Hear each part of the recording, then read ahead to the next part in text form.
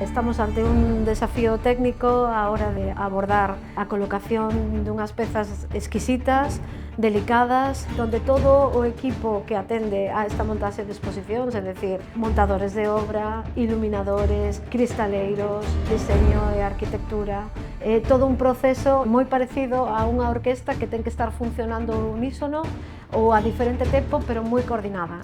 É necesario un nivel de iluminación moi baixo, pero hai que destacar algún punto moi concreto, unha luz moi concentrada nun punto determinado.